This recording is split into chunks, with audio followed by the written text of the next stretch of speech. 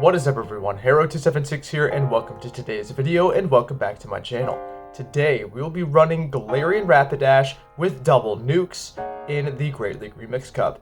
Galarian Rapidash is a fairy and psychic type Pokemon and it runs a variety of movesets that can be considered meta relevant, but today I'm running a rather unorthodox one. We've got Fairy Wind as the quick move, but High Horsepower and Mega Horn for the 2 charge moves. And for the team, we've got Empoleon on the lead and Galade sort of as the third Pokemon. Again, more of an ABB style team, and we're going to see how the Galarian Rapidash performs with the double nuke set. Before we dive into today's video, I just want to give a special shout out to my Spotify page. If you're liking the music used in this video and other videos and want to support the channel in other ways, the Spotify page is a great way to do so. You can either purchase my albums for just $4.99 or give the page a follow for free and you'll be able to access my music both ways. That being said, let's jump right into today's video. And we're starting today's video off with the lead Empoleon into Frostlass. This is very positive for us. Not only is this a type advantageous matchup, but we are also keeping the Frostlass away from our 2 psychic types in the back. Gonna go for the Hydro Cannon on the CMP side. The opponent will commit the shield, and I'm gonna shield myself. We are able to outpace the Frostlass and win in all even shield scenarios, so if they shield, there's absolutely no reason why I shouldn't shield. We also get the full Steel Wing farm down, which definitely plays to our advantage. My opponent will send in a Swampert. Swampert going to be more common now that Whiscash is banned from this format. We're able to land the Hydro Cannon, and we send in Galade. Galade can sponge a Hydro Cannon from this range, even though it doesn't do that super well. My opponent sends in Charizard, and this Charizard's running Air Slash. Luckily, we're able to get to the close combat in time, and even though it's resisted, it does over half of Charizard's health. From here, I'm going to send in the Empoleon because they are running the resisted Air Slashes, and now I just no-shield this because I know it's just the Dragon Claw. Empoleon will be able to survive this very comfortably, and now I'm going to commit to the full Steel Wing farm down. I'm able to get it, and I have back-to-back Hydro Cannons for that Swampert, so this game is over. Hydro Cannon number 1 grabs the shield. Hydro Cannon number 2 is going to pick up the knockout onto the Swampert. Not, of course, without my opponent rage quitting the app, but after the lag, the Hydro Cannon will land, and we take the win. Hopping into game number 2, and we see an even better lead into Alolan Ninetails. Steel Wings would be double super effective damage. The opponent realizes that, they switch into Greedent, and we send in Galade. My opponent throws 6 mud shots. 1 after the Crunch, so I'm actually going to no-shield here because I know it is a Trailblaze. My logic for this is that Crunch is a defense debuffing move, so they want to get it off right away, but because they threw an extra, I know it's just a Trailblaze. I go straight for the close combat. My opponent does commit the shield, and these mud shots won't do a lot of damage, so even though my defense is lowered, Galade should still be able to get to multiple charge moves. I'm able to make it to the Leaf Blade bait. My opponent shielded once, they're gonna shield again, and I get off the close combat. This is super effective damage. It will one-shot the Greedent. My opponent brings back the Alolan Ninetails. They get the Powder Snow farm down, but Empoleon loves Powder Snow. That's double resisted. My opponent, anything they throw here basically is resisted. So they go for the double Weather Ball here, but guess what? That's double resisted by the Water and Steel typing on Empoleon. Empoleon gets the full Steel Wing farm down. They send in their final Pokemon, and it's Dugong. So they're running ABA Ice here. We're able to land the Drill Peck, and now finally, I'm going to send in the Galarian Rapidash. It sat on the bench in the first battle, and now it's getting some action. Mega Horn does huge damage onto the Dugong. From here, I can survive a Drill Run. It'll be very close, but my opponent does get in 1 more Frost Breath. But Empoleon has the Drill Peck loaded. This will, of course, KO the Dugong, and we take the win. Hopping into the next game, picking up a lead Empoleon into Dubwool. Now Dubwool does have access to the super effective double kick, so I will be switching into my hard response, which is Galade, and we're going to bait here with the Leaf Blade. Leaf Blade will be forcing the shield from my opponent. They thought it was a close combat, and from here, I'm going to shield myself. This is enough for the payback. Payback does get correctly shielded. My opponent then sends in Mantine, and the switch timers are actually pretty heavily desynced. Gonna go for the Leaf Blade. Leaf Blade will be forcing the final shield from my opponent, so I'm more than okay with this. Galade will go down here, but I could send in Empoleon. Empoleon is a wall to energy from Mantine, as everything is resisted. Unfortunately, that also means our Hydro Cannons are resisted, so I'm forced to go for these neutral Drill Pecks that don't have stab. However, they do chunk away at the Mantine. My opponent goes for the double resisted Ice Beam. That's not going to do a lot of damage. And now I go for the Drill Peck and I end up winning the CMP tie. Drill Peck should KO from this health range. Now let's see what my opponent decides to do. They're going to send back in the Dubwool, and from here, I can let this move go through. This is just the Body Slam. It is going to be resisted. They are going to get the double kick through as I fire off the Hydro Cannon, and that means bye-bye to Empoleon. So that means it's all up to the Galarian Rapidash. I'm not able to get the full Fairy Wind farm down. I have to no-shield this Body Slam because I don't know what's in the back. Now I do. They send in Steelix, and this is a great matchup here for the Galarian Rapidash. Steelix is a Pokemon known for its fast move pressure, but Dragon Tail is double resisted. They only farm up 4 as well, and can we just take a moment to acknowledge how much that high horsepower did? That is a regular Steelix and a non-stab high horsepower. Steelix is now in Mega Horn range, so I go for the Mega Horn, and then I farm down the Dubwool for the win. Hopping into the next one, picking up a lead, Empoleon into Victreebel. This thing would do quite well into my backline, so I'm going to stay in here with the Empoleon. The opponent tries to go for the CMP tie, but I end up going for the extra Steel Wing. I will shield up the Leaf Blade, and I will go for one more Steel Wing, followed by the Drill Peck. Drill Peck here would hit for massive super effective damage. My opponent is going to commit the shield, and now I send in Gallade. My opponent sends in Crobat, and it's really a shame I'm not running Synchronoise or Psychic, but that doesn't mean I can't bluff like I do. I overfarm a bunch, and my opponent gets worried about a potential Psychic-type charge move, and they commit the shield. I only get off the double resisted close combat, but from that damage, Crobat is in the yellow health range, so from here, I can send in the Empoleon. I'm going to try to look for a potential Steel Wing farm down. I'm not sure if I'm going to be able to get it. I'm going to try to call the bait. It is just the Poison Fang, which is a very nice bait call by me.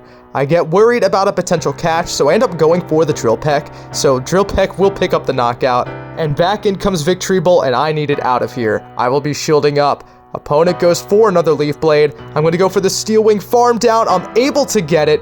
My opponent sends in a Rapidash, and I click the Hydro Cannon. Hydro Cannon gets the full one-shot, and we take the win. Hopping into the final game of this set, picking up a lead into Hisuian Electrode. This is not a great lead for the Empoleon. I'm going to switch into the Gallade, and my opponent responds with a Gligar. Now, Gligar can tank a couple of Leaf Blades here. Opponent interestingly shields the first one, and now I'm going to go for another Leaf Blade, this time winning the CMP tie over the Gligar. Going to go for another Leaf Blade. That one gets the second shield, and I'm honestly perfectly okay with this. I could just let the Gligar go down. I will send in the Empoleon because the Galarian Rapidash's energy is fully walled by the Gligar. They farm up and lose CMP on the Hydro Cannon. Hydro Cannon picks up the knockout. My opponent sends back in the Hisuian Electrode. I will overfarm a little bit, and I'm going to shield this move because they do outpace. It's only the Energy Ball, but that still would have done a lot of damage. I overfarm. My opponent tries to catch the resisted Drill Peck onto a Carbink, but I am able to react in time and fire off the Hydro Cannon. From here, I'm going to send in the Galarian Rapidash. I don't know if Mega Horn will KO from here, so I go for the high horsepower on the CMP tie. High horsepower picks up the knockout. My opponent only has the Hisuian Electrode left, and from here, all I need to do is shield because I have access to Mega Horn. So I'm at the very least going to show off that I have the double nuke moveset, and I'm able to get to the Mega Horn. This is going to do huge damage onto the Hisuian Electrode after my opponent rage quits the app, and we take the win. So we are able to polish off a very nice 5-0 set. Gonna claim our rewards, and then we have 3 more bonus battles for you today. So stay tuned for that, and enjoy the rest of the battles. Hopping into the first of 3 bonus battles, picking up a tough lead into Alolan Raichu. I'm immediately going to pivot out of this matchup into the Gallade. My opponent stays in and lets me get to a Leaf Blade. Leaf Blade here will do quite a lot of neutral damage to the very glassy Alolan Raichu. My opponent's going to fire off a charge move of their own. I will commit the shield, and they end up full sending the Grass Knot, which is very good for me. My opponent sends in a Mandibuzz, and watch this. I'm going to get a frame drop here, and this is only going to be a great on the close combat, and that doesn't do nearly as much damage as I would have liked. Now this time, I don't get the frame drop, and as you can see, close combat does way more damage. Because I'm not the Shadow, I still don't think it would have been enough to two-shot, but still, missing out on that extra damage does hurt. Because watch, I'm going to send in the Empoleon, and the opponent's going to make it to one more charge move. So this damage is very important for the Mandibuzz. They only get off the resisted aerial ace, but still, I do take damage on the Empoleon that I probably shouldn't have. My opponent is going to send in the Alolan Raichu. I'm going to fire off the Hydro Cannon just to get a shield from my opponent, and from here, I'm going to send in the Galarian Rapidash, and in the back is Annihilate. These counters are doing double resisted damage to the Galarian Rapidash. I full send the high horsepower, and my opponent commits the shield. They're going to get off a charge move here. It is enough for the Shadow Ball, so I'm going to respect it with the shield. Unfortunately, I get baited with the Ice Punch.